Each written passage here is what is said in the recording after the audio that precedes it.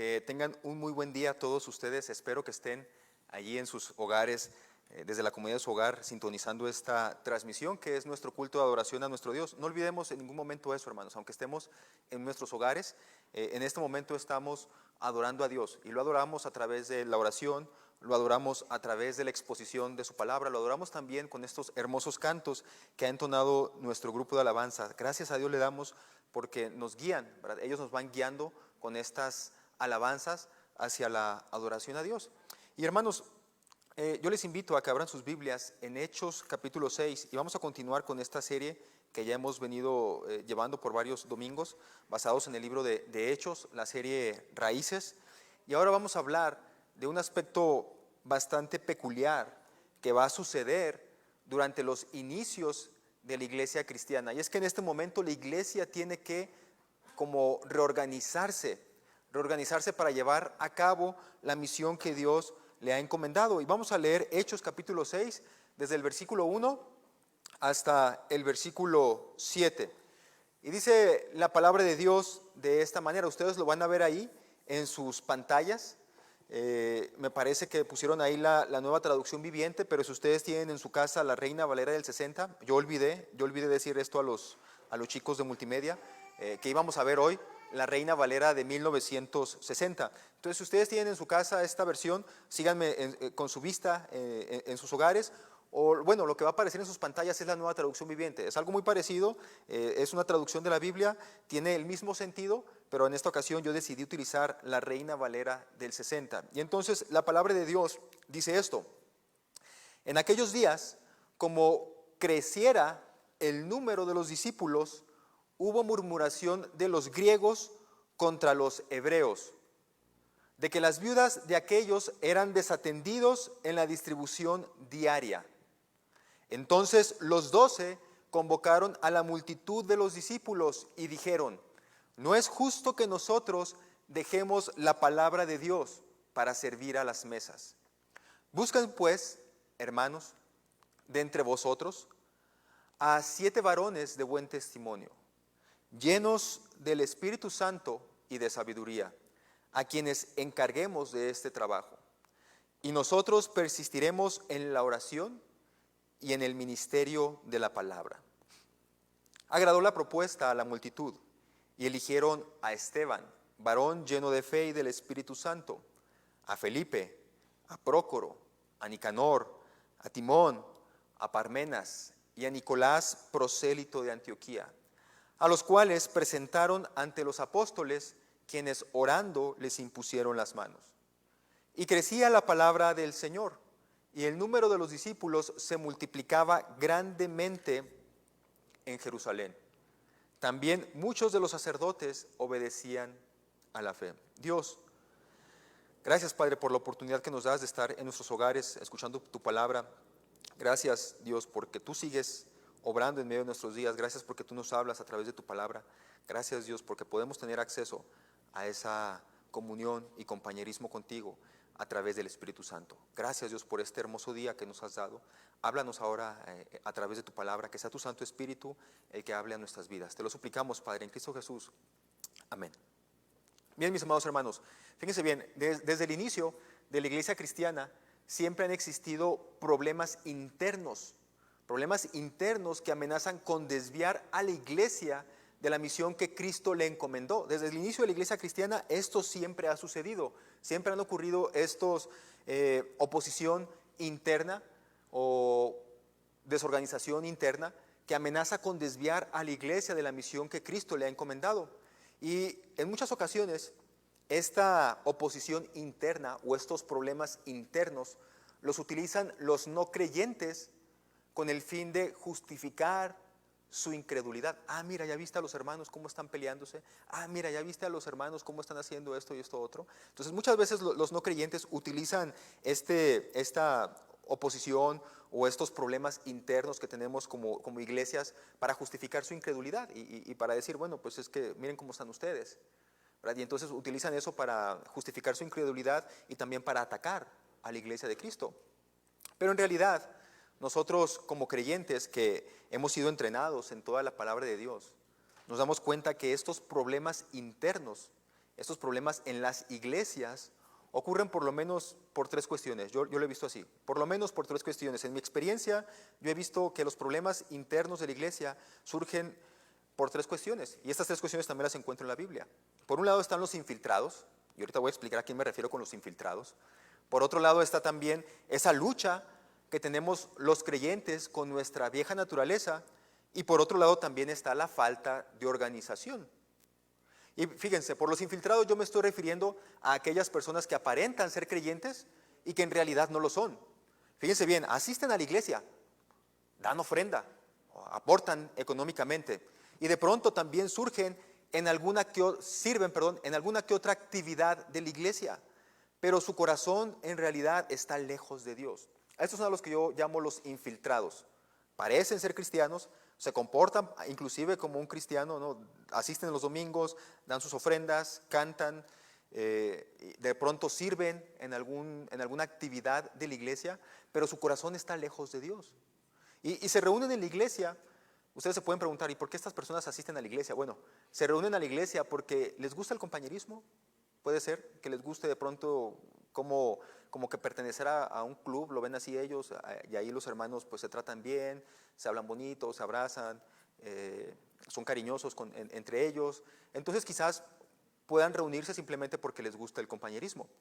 Pero también yo he notado que varios de ellos vienen a la iglesia o quieren pertenecer, digamos, al grupo de la iglesia porque piensan que pueden sacar un beneficio personal de la iglesia. En otras palabras, están más bien por conveniencia. Están más bien por conveniencia. Asisten a la iglesia para ver qué puedo sacar de la iglesia, qué beneficio puedo sacar de ella. Y por eso se hacen pasar por creyentes. Y de estos encontramos muchos ejemplos en el Nuevo y en el Antiguo Testamento también.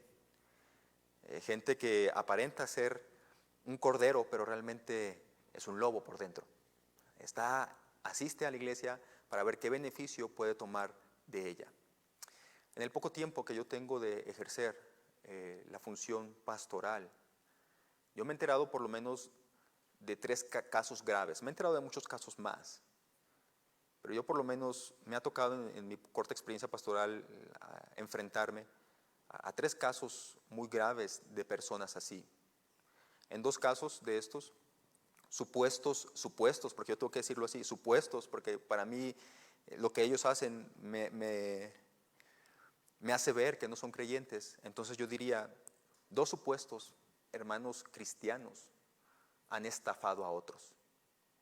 Y se han valido de eso, de decir soy cristiano y tengo necesidad, ayúdenme por favor, para quitarle dinero a otros hermanos. Y son casos graves. O sea, yo digo, me he topado con varios casos, pero me refiero a estos 3 casos en los que yo me he topado especialmente. Son casos muy graves en los que verdaderos creyentes han sufrido una pérdida económica bastante fuerte por estos lobos vestidos de ovejas. Aparentan ser cristianos y asisten inclusive a la iglesia, pero en realidad están ahí para ver qué beneficio pueden sacar de la iglesia. En el otro caso que me ha tocado enfrentar es de un supuesto cristiano que se aprovechaba del compañerismo y esa comunión que los hermanos le permitían tener al invitarlo a su hogar para empezarles a sacar información y luego utilizar esta información para, no es sobornar, es otra palabra, para estafar. No es tampoco estafar, es quererles quitar o utilizar esta información con el fin de sacarles también dinero, o sea, manipular la información. También me he topado no encuentro la palabra, pero me he topado también con este caso. Y créanme que estos casos, hermanos, son más comunes en las iglesias de lo que me gustaría aceptar. Porque son personas que al ver lo que nosotros enseñamos acerca de ayudarnos unos a otros, de apoyarnos en nuestras necesidades, de ser buenos, de ser magnánimos, de sufrir por hacer el bien. Entonces, al encontrar toda esta enseñanza desde nosotros, empiezan a tomar esa enseñanza para aprovecharse de cristianos y estafarlos. Y en este caso yo puedo decir, bueno, la Biblia advierte sobre eso. La Biblia habla acerca de que el trigo y la cizaña crecen juntos, que esos que aparentan ser creyentes pero en realidad no lo son y están ahí, pero que al final de los días el Señor va a juzgar a todos ellos. Yo te puedo decir, si tú eres alguien que estás escuchando esta predicación, en realidad pienso que es muy raro que alguien que sea así realmente esté deseando escuchar la palabra de Dios, porque realmente no están ellos aquí tanto por querer escuchar la palabra de Dios, sino más bien por ver qué beneficio pueden sacar de ello.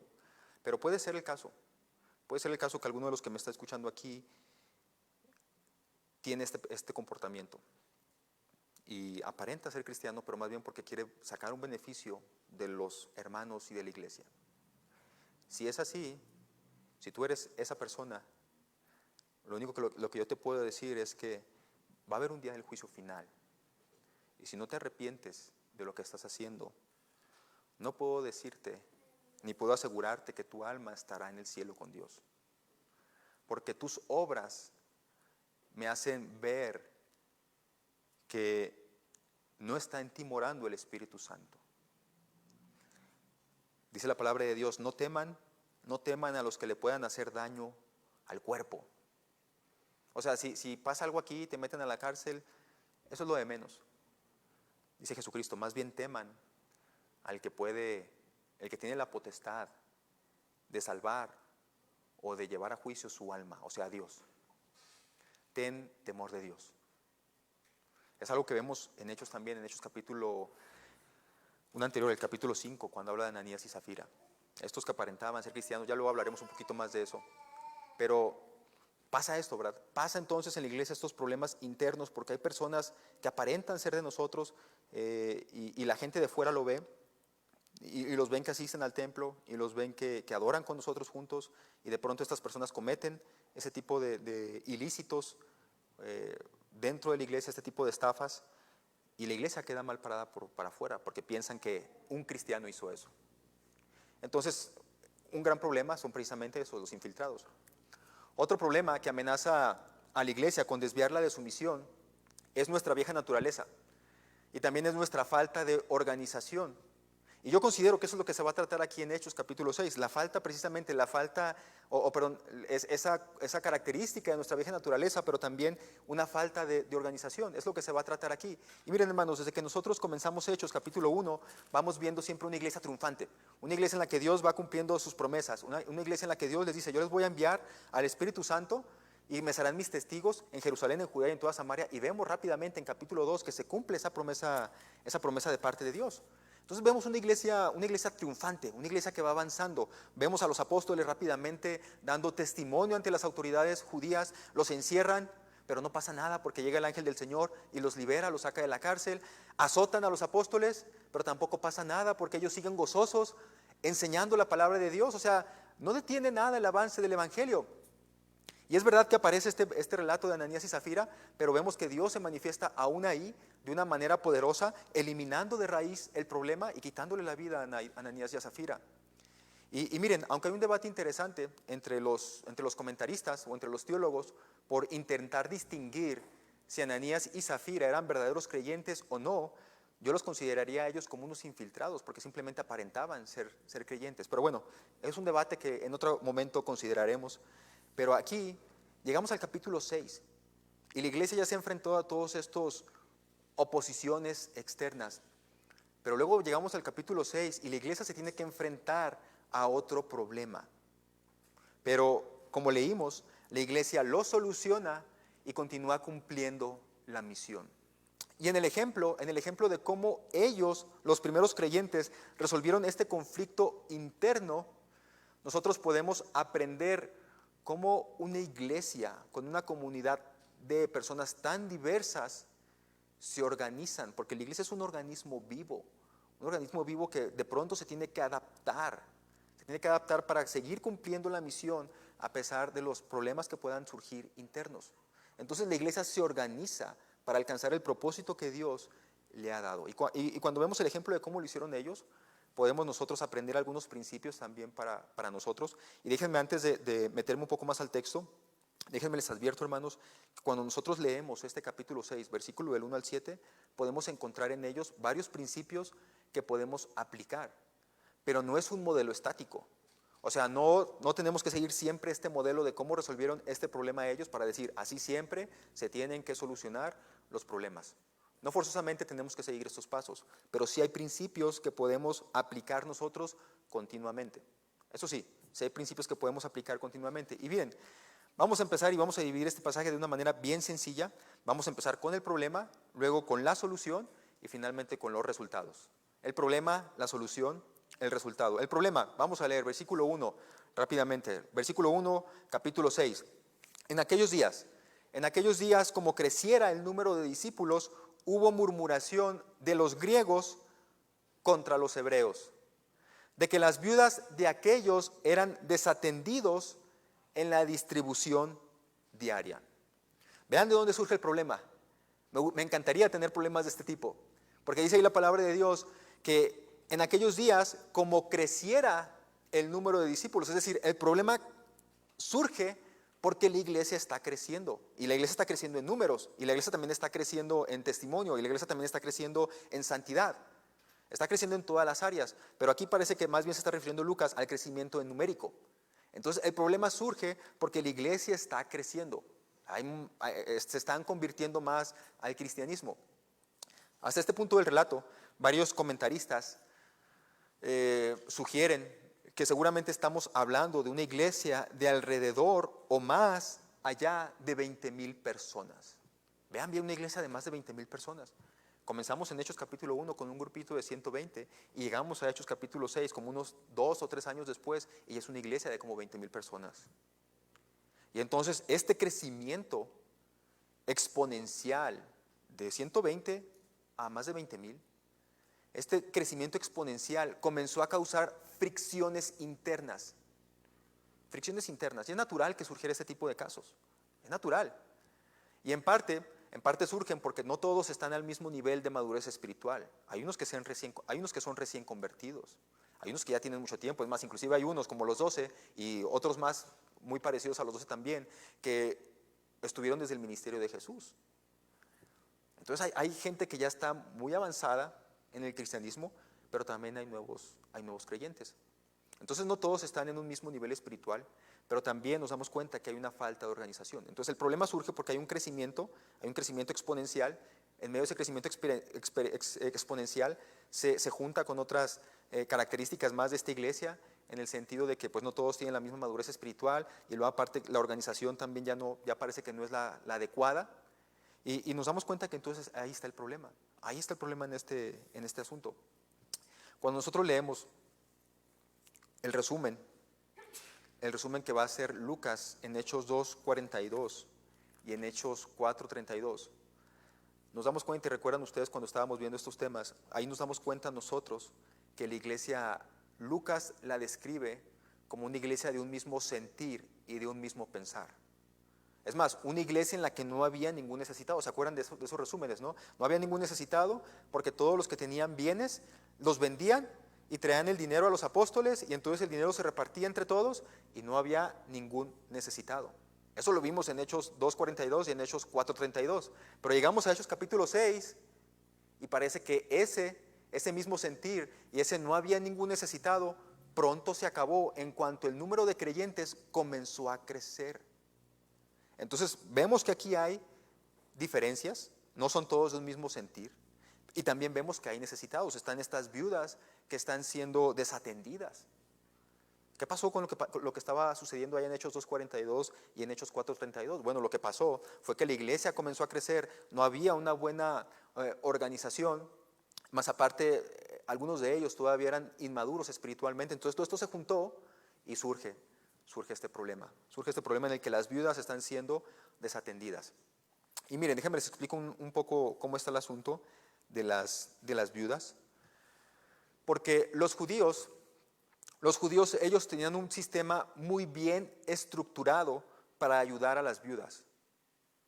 Y ellos lo tenían bien estructurado porque en la ley de Dios que encontramos nosotros en el Antiguo Testamento, Él les había dicho que deberían de proteger a las viudas, que deberían de proteger a los huérfanos, que deberían de proteger a los extranjeros que estaban viviendo entre ellos.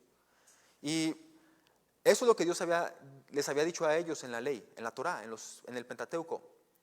Pero no lo hicieron. Nosotros nos encontramos rápidamente en los libros de jueces, en los libros de reyes, que los israelitas descuidaron esto.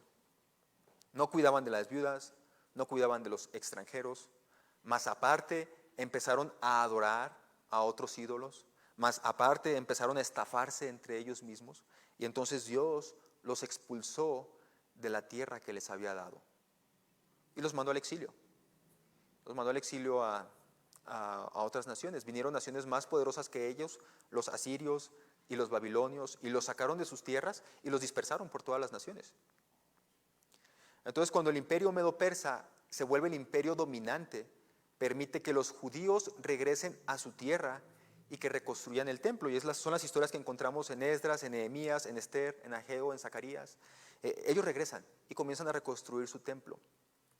Después de este castigo que Dios les había mandado, este castigo de sacarlos de su tierra y llevárselos a otras naciones, los judíos quedaron muy tocados. Y entonces ellos hicieron todo lo posible por guardar estrictamente la ley de Dios. Y se dieron cuenta que algo que ellos habían descuidado había sido el cuidado de las viudas, porque es parte de lo que los profetas les van a reclamar varias veces, los libros proféticos.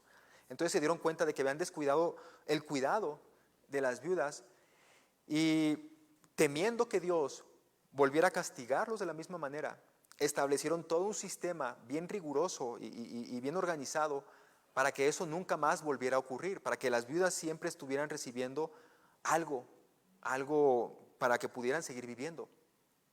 Entonces, los primeros cristianos, ellos venían de la religión judía y conservaron esta práctica.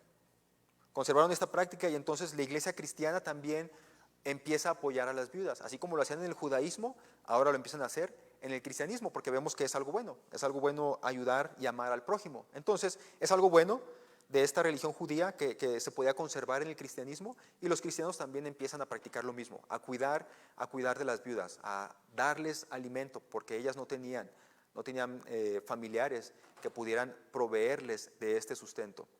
Pero después nosotros vamos a ver en las cartas de Pablo que muchas mujeres viudas comenzaron a abusar de este apoyo, y eso empezó a generar unas cargas económicas muy grandes en la iglesia. Y entonces Pablo le tiene que definir a Timoteo quién es una verdadera viuda. En el sentido estricto de la palabra, una viuda es aquella que ya se le murió su esposo. Pero Pablo le dice, no, hay que distinguir dentro de todas esas mujeres a las que realmente no tienen hijos, no tienen otro pariente cercano que se pueda hacer cargo de ella. Porque si tiene hijos y si tiene parientes cercanos, que ellos se hagan cargo de ella. Es lo que dice Pablo en Timoteo. La que es anciana y por lo tanto no se puede volver a casar, porque Pablo va a decir, si una viuda está joven, pues que se vuelva a casar. Mejor que se vuelva a casar, ¿verdad? Para que no ande metiéndose, dice Pablo, en chismes y en cuentos de viejas. Que se vuelva a casar para que no ande ahí, ¿verdad?, levantando revueltas. Pablo es muy claro. Entonces, la mujer tiene que ser anciana, ya sin una oportunidad de casarse. No tiene que tener algún pariente que se pueda hacer cargo de ella. Y también tiene que dar testimonio de ser una mujer piadosa. O sea, no simplemente por el hecho de ser viuda ya te va a ayudar la iglesia. Entonces Pablo pone esos límites porque había mujeres que se dieron cuenta, otra vez regresamos a lo que dije casi al principio, había mujeres viudas que se dieron cuenta que la iglesia apoyaba a las viudas y entonces empezaron a infiltrar. No tanto porque quisieran realmente ser cristianas, sino por la ayuda que recibían. Pero bueno, ese es un tema que aparece en las cartas de Timoteo. El punto aquí es que la iglesia cristiana en sus inicios también se hacía cargo de las viudas. También la iglesia cristiana se hacía cargo de las viudas. Ahora bien, nosotros vemos en este texto que hay dos grupos de personas claramente definidas en esta iglesia de Hechos. Están los hebreos y están los griegos. Y miren, los creyentes griegos eran mayormente judíos que se habían criado fuera de Israel. Y los creyentes hebreos eran judíos que se habían criado dentro de Israel. El idioma principal de cada uno de estos dos grupos era distinto. Los hebreos hablaban el arameo, mientras que los griegos hablaban el griego. Era su idioma principal. Pero las diferencias entre estos dos grupos eran más profundas que solamente el idioma. También sus costumbres y su manera de ver la vida eran totalmente distintas. Los hebreos, por su naturaleza enclaustrada, ellos siempre se criaron dentro de Jerusalén, se criaron alrededor del templo. Entonces los hebreos rara vez salían de su país también. Tenían poco contacto con otras culturas y tenían una mentalidad un poco más cerrada. Mientras que los griegos eran un poco más abiertos. Ellos tenían mucho contacto con otras culturas, aparte de que el helenismo, o sea, la cultura griega que los impregnó, les abrió, les dio una perspectiva un poco más distinta a la de los hebreos. Pero como dentro de Jerusalén la iglesia se compone mayormente de hebreos, la influencia de los hebreos era mayor. Y entonces surge un problema. Un problema que la Reina Valera del 60 dice murmuración. Como vieron que las viudas de los griegos eran desatendidas, entonces empezaron a murmurar. Empezaron ellos a murmurar. Y cuando leemos la solución que propusieron los 12 discípulos o los 12 apóstoles de Jesús, obviamente ya no contamos aquí a Judas, ya lo reemplazamos en Hechos capítulo 1. Cuando leemos la solución que propusieron estos 12, nos damos cuenta de que esta queja era una queja bien fundada, una queja que tenía una razón de ser. Y nos damos cuenta de eso en primer lugar, porque los apóstoles en ningún momento aquí los exhortaron para que no anduvieran murmurando. Y déjenme decirles que la palabra que utiliza aquí Lucas para referirse a la murmuración es un término muy desagradable. Y es el mismo término que aparece cuando Israel en el Antiguo Testamento se quejaba contra Moisés, cuando murmuraban en contra de Moisés. Y cuando tú vas al Antiguo Testamento y ves la murmuración, te das cuenta que Dios castigó a los israelitas por andar murmurando en contra de Moisés. Dios los castiga. Pero aquí en Hechos 6, como la queja que tienen los griegos es una queja legítima, los apóstoles, fíjense bien, los apóstoles pasaron por alto esta ofensa. ¿Qué es lo que estoy queriendo decir con esto? Miren, en otras partes de la Biblia nosotros encontramos que el cristiano no debe estar murmurando. Si nosotros tenemos algún problema con una persona o con alguna acción, con alguna actividad, si tenemos algún problema, hay que hablarlo con las personas adecuadas. No hay que andar hablando a espaldas de los demás. Encontramos en la Biblia eso. Y entonces no significa que podamos andar murmurando cuando la queja es legítima. La murmuración bajo cualquier circunstancia está mal. Pero aquí los apóstoles pasaron por alto esta ofensa. Pasaron por alto esta ofensa porque hay un problema más grave que atender. Y el problema más grave que hay que atender no es precisamente que las viudas fueran atendidas. Si tú lees este pasaje y piensas que el problema es que las viudas tienen que ser atendidas, no has entendido el pasaje. No es lo más importante. Sí es necesario. Claro que es parte del problema y se tenía que solucionar. Pero el problema de fondo que hay aquí es que hay una amenaza que está atentando contra cumplir la misión de Dios. En el fondo de todo esto hay una amenaza que está intentando desviar a la iglesia de continuar cumpliendo la misión de Dios. Entonces los apóstoles pasaron por alto la ofensa de la murmuración porque hay un problema más de fondo. No que la murmuración estuviera bien. Aunque la queja era legítima, la murmuración no estaba bien. Pero los apóstoles pasaron por alto esa ofensa porque hay un problema más importante que hay que atender. Y como vamos a ver más adelante, los apóstoles proponen una solución. Y cuando ellos proponen la solución, ahí revelan cuál es el verdadero problema. Ellos dicen, no es justo que nosotros dejemos la palabra de Dios para servir a las mesas. Y voy a explicar un poquito más adelante, en el punto cuando me meten en la solución.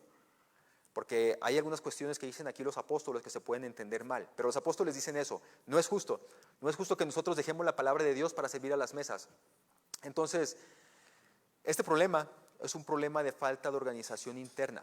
y de una inmadurez espiritual, que amenaza que cada uno haga lo que le corresponde para continuar avanzando el reino de Dios. En otras palabras, cuando los apóstoles dicen esto, no es justo que nosotros dejemos de predicar la palabra de Dios para servir a las mesas. Lo que estamos viendo de fondo es que hay un intento satánico por desviar a los apóstoles del estudio y la predicación de la palabra de Dios. Que ellos dejen de orar para dedicar ese tiempo a otras tareas. Esa es la amenaza real. La amenaza es que lo que está intentando aquí Satanás es que cada miembro de la iglesia, y en este caso los apóstoles en específico, dejen de hacer lo que han sido llamados para hacer. Y algo así ocurre en la iglesia de hoy. Miren, hermanos, somos iglesias donde hay una variedad de grupos. Están por un lado los jóvenes, están por otro lado los recién casados, están por otro lado los matrimonios que ya tienen muchos años de estar casados y que ahora están enfrentando esta etapa del nido vacío. Están los nuevos creyentes, están las personas que vienen de algún grupo autóctono, están los profesionistas, están los que ejercen algún oficio, están los ricos, están los pobres, están los que vienen de otros países también, ¿verdad? Y los creyentes que tienen mucho tiempo. Y mire, cada uno de estos grupos que existen dentro de nuestras iglesias multiétnicas, multiculturales, superdiversas, cada uno de estos grupos tiene necesidades específicas. Y cada uno de ellos va viviendo etapas en su vida distinta. No es la misma etapa de su vida de un joven a la de un adulto. Es una etapa totalmente distinta. Y en ocasiones nosotros como adultos no queremos reconocer eso. Queremos que los jóvenes se comporten como se comportan los adultos. Y no nos acordamos que cuando nosotros éramos jóvenes éramos quizás igual o peores también. Entonces cada uno de ellos, cada una de estas etapas de la vida, cada uno de estos grupos tiene necesidades específicas. Cada uno de ellos tiene retos que enfrentar, tiene necesidades que tienen que suplirse. Y cada uno de estos grupos hace de la iglesia una comunidad demasiado diversa, hermosa sin duda alguna, porque podemos ver que a pesar de la diversidad podemos tener unidad. Una iglesia demasiado diversa y con grandes retos, precisamente porque hay que ministrar a las necesidades de cada grupo particular. Inclusive dentro de los matrimonios, no es lo mismo un matrimonio recién casado, a un matrimonio que apenas le están creciendo hijos, a un matrimonio con hijos adolescentes y jóvenes, a un matrimonio que ya no tiene hijos, o sea que sus hijos ya salieron de la casa. Son muy distintas etapas de la vida y cada uno tiene sus necesidades particulares. Y cada uno de estos grupos tiene su propia visión de cómo se deberían hacer las cosas. A algunos les gusta que se canten himnos, a algunos no les gustan, a otros dicen que nos deberíamos de vestir de cierta manera, otros de otra. Pero estas diferencias internas que pudiéramos llegar a tener, debemos superarlas, debemos reorganizarnos y debemos continuar con la misión. ¿Qué es lo que está pasando aquí? Hay un problema de costumbres, los griegos y los hebreos, cada uno con su propia visión distinta de las cosas. Y el peligro es que se puede desviar a la iglesia de su misión. Buscan la manera de superarlo, se propone la solución y continúan adelante extendiendo el reino de Dios. Hay aspectos que son secundarios, que podemos dejar de lado con el fin de continuar avanzando el reino de Dios. Número 2, vemos la solución, versículo 2 en adelante. Ya se puso como las bases del problema. Vemos la propuesta que tienen los 12. Y dice la palabra de Dios: entonces los 12 convocaron a la multitud de los discípulos y dijeron: no es justo que nosotros dejemos la palabra de Dios para servir a las mesas. Busquen pues, hermanos, de entre vosotros a 7 varones de buen testimonio, llenos del Espíritu Santo y llenos de sabiduría, a quienes les encarguemos este trabajo. Y nosotros persistiremos en la oración y en el ministerio de la palabra. Y luego dice el versículo 5, me encanta porque dice: agradó la propuesta a la multitud. O sea, nadie se quejó de lo que dijeron los apóstoles. Al contrario, se les hizo que era algo bueno, muy bueno lo que estaban proponiendo. Agradó la propuesta a la multitud. Y estamos hablando de una iglesia de como 20,000 personas. Agradó la propuesta a todos ellos y eligieron a Esteban, a varón lleno de fe y del Espíritu Santo, a Prócoro, a Felipe, a Nicanor, a Timón, a Parmenas, a Nicolás, prosélito de Antioquía, a los cuales presentaron ante los apóstoles, quienes orando les impusieron las manos. Entonces fíjense bien, llega esta murmuración a los oídos de los apóstoles deciden pasar por alto el pecado de la murmuración porque hay un problema de fondo más grave y rápidamente llaman a la iglesia a buscar una solución. Llaman a la iglesia rápidamente a buscar una solución porque saben que la murmuración puede causar divisiones. Y entonces los apóstoles dicen, no es justo que nosotros dejemos la palabra de Dios para servir a las mesas. Busquen entre ustedes a quienes puedan atender esto y nosotros persistiremos en la oración y en el ministerio de la palabra. Tenemos que tener cuidado aquí, hermanos. Tenemos que tener cuidado aquí porque los apóstoles no estaban diciendo que el hecho de hacerse cargo de repartir los alimentos para las viudas fuera un trabajo indigno para ellos. Si tú piensas que los apóstoles están diciendo eso porque no quieren servir, no estás leyendo bien la Biblia. Sería un error creer que los apóstoles pensaban que servir a las mesas era algo poco espiritual o de menor valor. Ninguno de los apóstoles creía eso. O simplemente porque no querían servir. Es que los apóstoles son flojos, no quieren servir a las mesas. Es erróneo pensar así. ¿Sabes por qué? Bien simple, porque acabamos de leer en capítulo 5 que los apóstoles son azotados por predicar la palabra de Dios. Aman el evangelio y tienen un trabajo bien particular que hacer. Y por ese trabajo particular ellos son azotados. ¿Qué miembro de la iglesia aparece aquí que haya sido azotado? Ellos son azotados por predicar la palabra de Dios. Ellos predicaban. Y aparte también ellos fueron entrenados por Jesús acerca del servicio. No podemos decir que ellos se sentían creyentes de otra categoría. Porque no, leímos en capítulo 3 cuando Pedro va y sanan a este ciego que está pidiendo dinero y cuando les pide dinero a ellos, Pedro le dice, pues míranos, no traemos nada, pero lo que tengo te doy en el nombre de Jesucristo, levántate. No se sienten cristianos de otra categoría, superiores, ¿no? No sienten que servir a las mesas sea algo que sea indigno para alguien como los apóstoles, no, tampoco. Vemos a Pedro yendo a visitar a Cornelio más adelante, vemos a Pablo, ¿verdad? Y todas estas cuestiones de cómo él platica en Hechos más adelante, en Hechos capítulo 24, cuando está hablando con los ancianos de Éfeso, le dice, ustedes saben que cuando estuve entre ustedes me esforcé y trabajé con mis propias manos para sostenerme. Entonces no podemos decir que los apóstoles cuando dicen estas palabras es porque no quisieran servir, sino que más bien ellos están diciendo, tenemos una función principal que cumplir.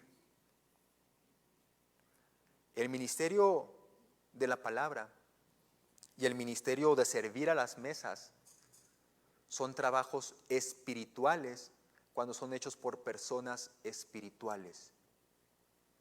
Un trabajo hecho por causa de Jesús, hecho para el Señor, es un servicio espiritual. Y no hay una distinción delante de Dios entre el que predica y el que sirve las mesas. Porque los dos están haciendo una obra para Dios. Pero los 12 habían sido llamados por el Señor para desempeñar un papel o un trabajo particular que era el de proclamar la palabra de Dios. Y en esto nosotros podemos recordar las palabras de Pablo en 1 Corintios 12, cuando dice que cada uno de nosotros somos un miembro del cuerpo de Cristo, y este cuerpo de Cristo es la iglesia, y cada miembro cumple una función. Miren, es verdad que había surgido una necesidad urgente, pero si los apóstoles dejaban de realizar lo principal por atender lo urgente, el avance del reino se podía estancar. Y ese es un problema en muchos de nosotros. Deseamos siempre atender lo que es urgente y descuidamos lo principal. Y lo urgente nunca debe desplazar lo principal. Y este es uno de mis problemas. Yo hago muy seguido eso.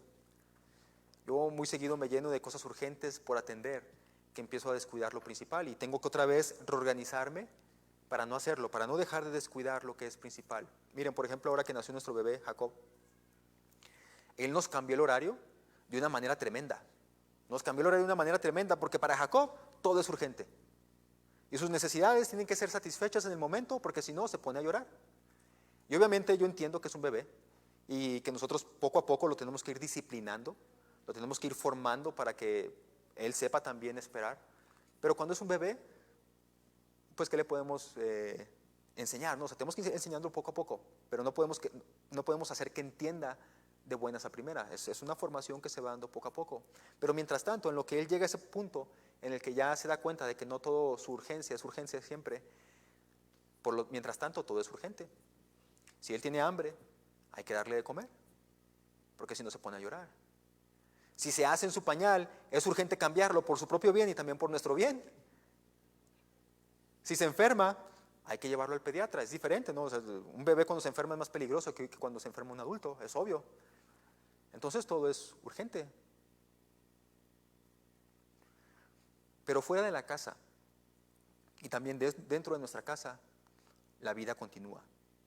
Hay que mantener limpia la casa, hay que trabajar, hay que atender a los familiares, hay que atender a los hermanos, hay que atender a los amigos. Y yo pronto me di cuenta que comencé a dejar de hacer lo primordial por atender lo urgente. Yo empecé a descuidar mi tiempo con Dios. Yo empecé a descuidar mi tiempo con Dios y después comencé a sufrir las consecuencias de mi error. Tuve otra vez que reorganizarme para no dejar de descuidar lo primordial. Inclusive cuando nació el bebé yo dejé de correr porque yo corría constantemente, tuve que dejar de correr. Por eso empecé a subir de peso, bueno, también porque empecé a comer más. Pero dejé de correr y todas esas cosas y luego llegó un momento en el que dije, bueno, descuidé también mi relación con Dios y dije, bueno, tengo que volver a empezar a correr también porque es bueno para mi cuerpo, pero también tengo que volver a comenzar otra vez mi tiempo con Dios. Y recuerdo que dije en ese momento, yo no voy a empezar otra vez a correr hasta en tanto no comienzo otra vez mi devocional con Dios. Porque aunque correr es importante, hay algo aún más importante que es mi relación con Dios. Tuve que reorganizarme y si me tuve que levantar o me tuve que levantar más temprano para poder hacer las cosas, lo tengo que hacer. Lo tengo que hacer porque lo urgente no puede ocupar el lugar de lo que es primordial. Y hay que reorganizarse en ocasiones para continuar haciendo aquellas cosas que son primordiales, porque cosas urgentes siempre van a salir, siempre van a haber. Hermanos, la función principal de los pastores es el ministerio de la palabra y la oración. No estoy diciendo que sea lo único que hagan. Y de esto, Dios y nuestras familias lo saben muy bien. La función principal de los pastores es el ministerio de la palabra y la oración. No que esto sea lo único que hagan. El servicio sacrificial, la consejería, la visitación, la administración también son parte de su función. Pero estas son secundarias a su función principal. Cuando nosotros leemos los requisitos para ser pastor y para ser diácono, que encontramos ahí en la primera carta de Pablo a Timoteo, la única diferencia que encontramos entre ser un pastor y ser un diácono es que el pastor tiene que ser apto para enseñar. ¿Por qué? Porque es que la única diferencia entre un pastor y un diácono es que el pastor tiene que ser apto para enseñar. Precisamente porque con su enseñanza de todo el consejo de Dios que encontramos en la Biblia, el pastor guía, el pastor alimenta, el pastor consuela, el pastor entrena, el pastor exhorta al pueblo de Dios en el nombre de Dios. Por eso no estoy diciendo que lo otro no lo hace el pastor, pero estoy diciendo que hay dos funciones que son principales o primordiales dentro del oficio pastoral: ministrar la palabra de Dios y orar. Y habiendo establecido este principio, los apóstoles, de recordarles a la iglesia cuál era su función principal, dice la palabra de Dios, a todos les gustó la idea. A todos les agradó lo que dijeron los apóstoles. No es justo que dejemos de predicar la palabra de Dios y de orar por servir a las mesas. Y entonces los apóstoles dicen, busquen Les dicen, ¿qué camino seguir? Busquen entre ustedes a 7 varones de buen testimonio, llenos del Espíritu Santo y de sabiduría, a quienes nosotros podamos encargar este trabajo. Y me gusta, ¿saben? Me gusta la respuesta de los apóstoles, porque en medio del problema ellos ven una oportunidad. Ellos no se cerraron, ellos ven la oportunidad de que otras personas pueden integrarse al servicio de la iglesia. Fíjense, los discípulos no intentaron acaparar todo el trabajo del ministerio. Ellos no tuvieron miedo de delegarles a otros la responsabilidad. Es más, no tuvieron miedo de que les pudieran quitar inclusive la función, porque de estos 7 que escogen, Esteban, Prócoro, Nicanor, Felipe, Timón, Parmenas, Nicolás, de estos 7 que ellos escogieron, vamos a ver más adelante en Hechos capítulo 7 y más adelante en Hechos capítulo 8 también, y más adelante en Hechos más allá, como por el capítulo 20, vamos a ver que de estos 7 que escogieron, encontramos a Esteban en el capítulo 7 predicando ante el Sanedrín, y a Felipe, que por cierto a Felipe es el primero que se le llama el evangelista en la Biblia. De ningún apóstol se ha dicho el evangelista, pero a Felipe se le menciona como el evangelista. Encontramos que de estos 7 hombres salen por lo menos 2, Esteban y Felipe, haciendo cosas que se suponía que eran de los apóstoles, y ahora ellos también las están haciendo. Y no vemos que Pedro, Juan y los demás se los prohibieran, no. Pero todo empezó cuando estos hombres comenzaron a servir a la iglesia, y ahí se dieron cuenta de cuáles eran sus dones espirituales. Entonces los apóstoles proponen esto, no tienen miedo. Ellos en el problema ven una oportunidad, la oportunidad de que el ministerio de la iglesia lo hagan también otros, y abren la oportunidad de que la iglesia también comience a servir. Ahora bien, de estos 7 hombres que ellos escogieron, estos 7 hombres que fueron escogidos para esa tarea, no fueron seleccionados porque estuvieran disponibles. Es que como este no tiene nada que hacer, no tiene trabajo, no está estudiando, entonces él sí puede servir en la iglesia. No, ¿verdad? No fueron seleccionados porque estuvieran disponibles y no tenían otra cosa que hacer. Tampoco fueron seleccionados porque fueran los más populares de esta comunidad, ¿no? O porque fueran de los que más ofrendaban, ¿no? Es que estos ofrendan muy bien. O simplemente para tenerlos activos en la iglesia. Pues es que hagan algo, ¿no? No. Los apóstoles son bien claros. Busquen entre ustedes personas con estas características, que sean de buen testimonio, llenos del Espíritu Santo y también llenos de sabiduría. Busquen de entre ustedes. Dicen, busquen de entre ustedes. Busquen de entre ustedes porque es el Espíritu Santo el que reparte los dones como Él quiere. Y si hay alguna necesidad que suplir dentro de la iglesia, seguramente el Espíritu ha otorgado a algunos creyentes de esa iglesia la capacidad espiritual necesaria para suplir esa necesidad. Los discípulos no dijeron, busquen afuera, comiencen a pedir currículums, comiencen a pedir que la gente dé recomendaciones. No dijeron eso. Los apóstoles dijeron, busquen de entre ustedes, no vayan y tráiganse a tal persona de tal lugar. Los apóstoles dicen esto, busquen de entre ustedes, porque el Espíritu Santo obra y da capacidades espirituales a los creyentes que se someten a Él. Pero lo que vemos aquí en esas cualidades, hermanos, es que se requiere de un tiempo para observar estas cualidades dentro de los creyentes. Para este tiempo, ya había dicho al principio, desde Hechos 1 hasta Hechos capítulo 6, han pasado de 2 a 3 años, a lo mucho 3, algunos dicen que 2 años nada más, y la iglesia está creciendo. La iglesia está creciendo y como este crecimiento está trayendo,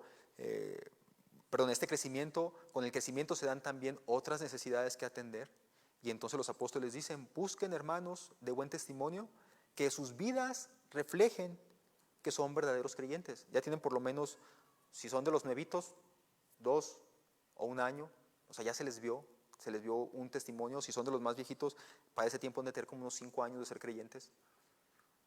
Ya se les vio, ¿verdad? Ya se les vio eso. Entonces busquen, hermanos, que en sus vidas reflejen que son verdaderos creyentes, que sean llenos del Espíritu Santo, Y llenos del Espíritu Santo, ya dijimos, no se trata de hablar en lenguas o de tirarse al piso.